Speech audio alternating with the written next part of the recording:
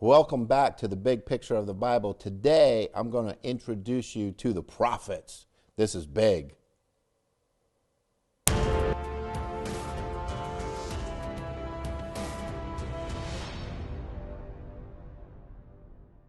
In our last teaching, I introduced you to how God ripped and tore the kingdom out of Solomon's hand, but he did it in the days of his son Rehoboam. And so God raised up a man named Jeroboam, the son of Nebat, and he became the king of Israel. He took 10 tribes north, and they established their kingdom in the north away from Jerusalem, and God left Judah and Benjamin in the south. And so in this period of time, over the next 13 kings of Israel, God did send some prophets.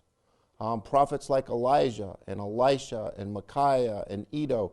But all of these prophets, I made a distinction about them. They were prophets who did not write books. They're not like Isaiah or Hosea or Amos or Micah. Those are what we call the writing prophets. So something happened in history that caused God to raise up prophets who would write for our benefit back then. And so those are the prophets I want to begin to introduce you. The first set of prophets I call the Assyrian prophets. They're dealing with the crisis of Assyria coming down and destroying the nation of Israel. But here's my first question for you. What is a prophet? What? Well, how do you distinguish a prophet from a non-prophet? So the Bible's very clear. In the book of Jude, we know that the first prophet that came on the earth is a man named Enoch. But Enoch is all the way back in Genesis chapter 5. And God did not use the word prophet when speaking about him in Genesis 5. The first time God mentions the word prophet is in Genesis chapter 20, verse 7. Before I read the verse to you, let me tell you what happened. Abraham had a kind of a problem in his life. He had a problem with lying. And so he went to Egypt, and he thought, my wife is so pretty, somebody's going to want her, and they would kill me for her, so I'll say she's my sister. You remember that story? And so he said, it's my sister, and then all kinds of trouble happened out of that. Well, that happened again. And so here's a king who took Sarah, and God was like, hey, you can't do that. So he came to the king in a dream and said to him, you're a dead man. Because that girl you took, Sarah, that's somebody's wife. And so that's where we get in Genesis chapter 20, verse 7, he says this, now therefore, restore the man's wife, for he is a prophet, and he will pray for you, and you will live. But if you do not restore her, know that you shall surely die, you and all who are yours. So look what God is saying to this king. He's saying, the man Abraham is a prophet. And what will the prophet do? The prophet will pray for you, and then I will restore you. But if you do not give this woman back, I will kill you and all of your children. So what is a prophet? When we learn from the first verse on the word prophet, we learn several things. First, there is a need among the people, and God is going to meet the need. Here was the need. Abraham had a need. This king had a need. God was gracious to the king, warning him not to step across the line of adultery, of stealing somebody else's wife. Now, this king was innocent, and so God protected him. But Abraham prayed for him. See what's happening here? What is a prophet? A prophet comes first to meet the need. So he's like an interceder. He's interceding on behalf of the people who have a need. That's the first thing you want to remember about the role of the prophet. Whether it's a full-time prophet or a part-time prophet, they have the same role. Secondly, in Numbers chapter 12, verse 6, God gives us what he's going to do through the prophet. Listen to this passage. It says, he said, hear now my words. if there is a prophet among you, I, the Lord, shall make myself known to him in a vision. I shall speak with him in a dream. Now, recognize this. A prophet doesn't just come make up something. He doesn't have a dream at night and just say, well, this is for all the people. People are doing that today. They just have dreams and they talk about it. No. This is a person who is chosen by God. Do you hear that? So there's a need among God's people, and God chooses a man or a woman. So that's the second step. Somebody has to be chosen to meet the need. So I want to meet that need of the people, so I choose a man or a woman, and I come to them for a dream or a vision, and they get a message from God. So here it is. There's a need among God's people. God wants to meet the need of the people. So he chooses a man or a woman, and he gives them a message. Okay? He makes himself known in a dream or a vision. What's the next step? The prophet must go speak. That's what prophets do. They are people who teach, they speak. Now let's go back to Abraham. He was a prophet. How? Well, he was not like Isaiah. He's not like Elijah or Elisha. It's very different. What need was God meeting for us through the career of Abraham? Well, there's two needs. One, we had a need to learn how to live by faith. And God taught us. He met a need in our lives. It is by faith that we have to do everything. And so God recognized that and taught us through Abraham. Second, everyone needs a son. The Son of God. And so God used Abraham like a prophet, but he did it through his life as a prophecy. In other words, when he had Isaac, the son of the promise, when he went and took his son to kill him, to sacrifice him, something God wasn't going to let him do, that was a picture of Jesus Christ. It is a prophecy of the future. Recognize this. All prophets meet the need. That's their first job. Meet the need of the hour of the people of God. Second, to speak about what's going to happen in the future. That every prophet does. Okay, so let's move on.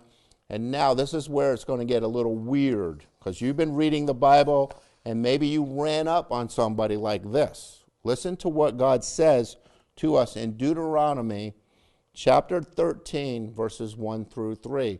And before I read this passage to you, let me warn you. There is such a thing as false prophets. When false prophets rise, God might use the false prophet, even against their own will, to give the right message, but they live the wrong life. And that's very important as you're reading the Bible, because you will come up on people who bring a message from God and they don't even want to give it. But God makes them give it. And then they will try to make the people of God turn on God. And that's what we call false prophets. But listen, why would God do such a thing? Deuteronomy 13, verses 1 through 3 says this: If a prophet or a dreamer of dreams arises among you and gives you a sign or wonder, and the sign of the wonder comes true concerning which he spoke to you, saying, Let us go after other gods, whom you have not known, and let us serve them, and you shall not listen to the words of that prophet or that dreamer of dreams. For the Lord your God is doing what? Testing you. You hear that? He's testing you to find out if you love the Lord your God with all your heart and with all your soul. Now, the greatest example of this to me is Balaam. It's a prophet who came, who got a message from God, great messages from God. But he kept trying to get God to give a different message. And finally, the people of God rejected Balaam, and God killed Balaam for his wickedness and his evil that he never turned from. And so we have to see what God is doing here, because God will allow false prophets to come to test the people. Sometimes God will send the false prophet, to test the people, see if we love the Lord your God with all your heart, soul, mind, and strength. And so a prophet, just because he can say something that's going to come true, doesn't make him a great prophet. Doesn't make him a good prophet. If he comes and says something's going to happen and then it comes true, but also with that message he tries to turn you away from the living God, that prophet is not a good prophet. You must reject that prophet. And today there's many false prophets. We have to be aware, just like in the days of Isaiah, in the days of Hosea, in the days of Micah, these prophets that came, they had to deal with false prophets that were also rising to try to get the people to disobey what God was saying through the true prophet.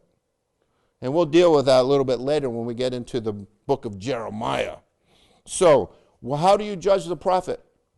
You judge the prophet according to a true relationship with God. You must have a strong relationship with God to even be able to hear what the prophet says to meet your need. You must by faith receive it, like Abraham, receive the word of God and the truth that comes from him. Second, Satan will use false prophets to confuse you, to get you off the mark. And this is exactly what was happening in the days of these kings that we're dealing with, the kings of Israel. And so think of it like this. When God comes to his people, this is what he says, "Oh, my people." So here's God and here are his people. And he says, "Oh, my people." There's a great need. So what he does is he raises up this man or this woman and he gives the message to his prophet to meet the need of the people. And do you realize how many times God says, "Oh, my people," to Israel? His own people. "Oh, my people, Assyria is coming. They're going to destroy you. Oh, my people, oh, my people." What does that say to you? God loves his people. Israel, yes, even the Israel, which Assyria came to destroy. God loved his people.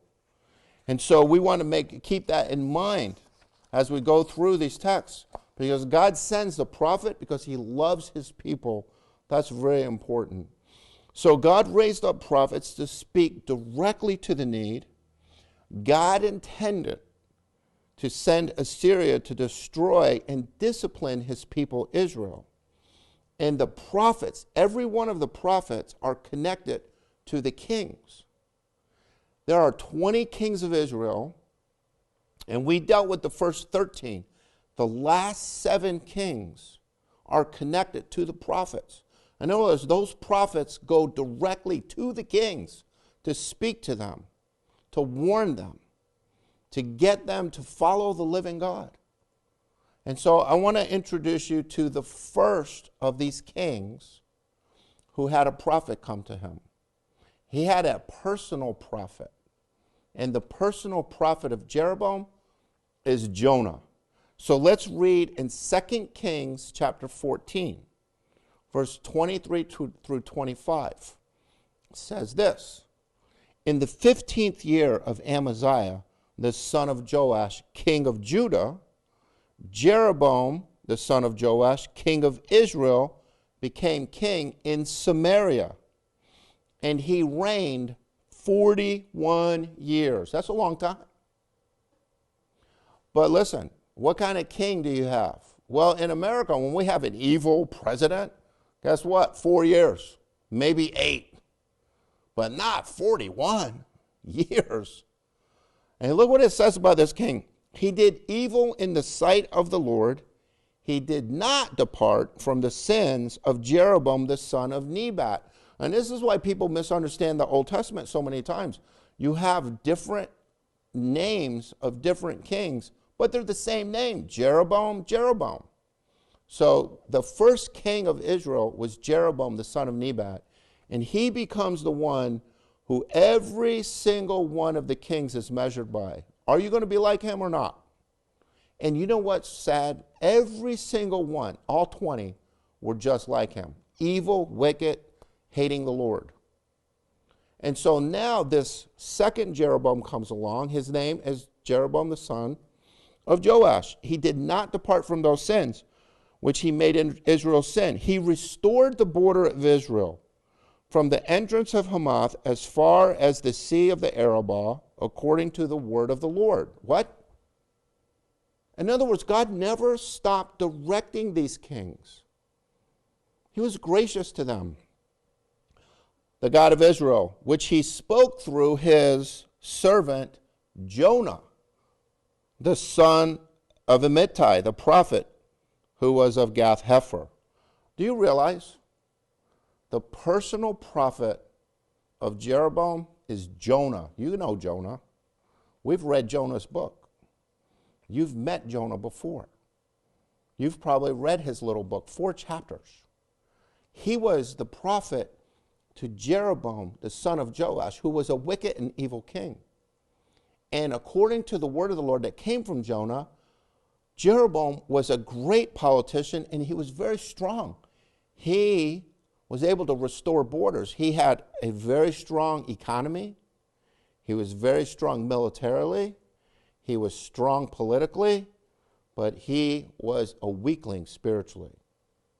Down with Jeroboam, son of Joash. And so I want to give you a picture of all of these kings. And then God started sending the prophets to them to speak to them. Okay? So, what about these kings? Well, there were the last 7 kings of Israel. Let me just mention them quickly. Jeroboam was the son of Joash. He reigned 41 years. When he died, Zechariah became king, and he only lasted 6 months. Do you know why? Because he was assassinated. And the guy who assassinated him, his name is Shallum. He lasted 1 month. And guess what? He was assassinated. The guy who assassinated him, Menahem, lasted 10 years. Every one of these guys that were sinned like the son, or like Jeroboam, the son of Nebat. Every one of them was evil. Then Pekahiah came along. He lasted 2 years. He was assassinated by Pekah. Pekah lasted 20 years. Then he was assassinated. And then the last king, Hoshea, lasted 9 years. And he was the king who saw the Assyrians come down and kill him and take all of the people into captivity. Now, I want to give you a challenge, something that you can do, which would really help you understand why these things are so important. If you would take 2 Kings chapter 14, verse 23, and read through chapter 17, verse 41, and then make a list of these 7 kings. But don't get confused, because as you read it, he goes back and forth. He'll start telling you about the king of Israel, then he'll jump and tell you about the king of Judah. Then he'll jump and tell you about the king of Israel, then he'll tell you about the king of Judah. So you got to keep them straight. And if you list these 7 kings, see what you learn about them, then chapter 17 tells about the Assyrians coming and destroying the nation of Israel. Now, as you can see on your slide, on the right-hand side are the kings of Judah: Uzziah, Jotham, Ahaz, Hezekiah, Manasseh. And we'll get deeper into these guys. Uzziah, Jotham, Ahaz, and Hezekiah are during the same period of these 7 kings. And so they see the Assyrians coming, and they know what is going to happen. And so the first prophet that comes along that speaks to the people is the prophet Hosea. And before I get into talking about him, let me just say, what is this crisis? Well, crisis A is the Assyrian crisis, when God himself calls this nation Assyria to come down and destroy his people and scatter his people. And God kept saying, oh, my people, oh, my people. He loves his people. And so the prophets who cover this time frame are Isaiah, Hosea, Micah, Amos, Jonah, and Nahum. And Jonah and Nahum are the bookends. Jonah's first, Nahum's last. Why? What happens between?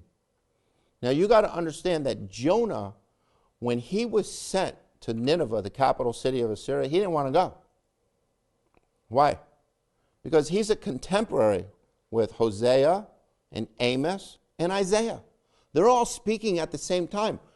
He no doubt knew these guys. They were sent to the nation that saw. He probably met them or saw them, especially Amos and Hosea.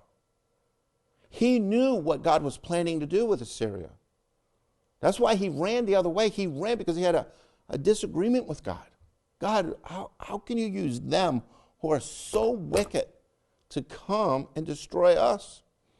And he knew something else. He knew God was gracious and kind. He was going to forgive them. He didn't want God to forgive them. He wanted to be like Nahum. Why? Because Nahum, fast forward, after Assyria did this deed, God sent Nahum to him. And guess what Nahum said? You're dead for what you did. So God called Assyria to go destroy Israel, and then he sends Nahum and say, you're dead for what you did. Huh? Isn't that confusing?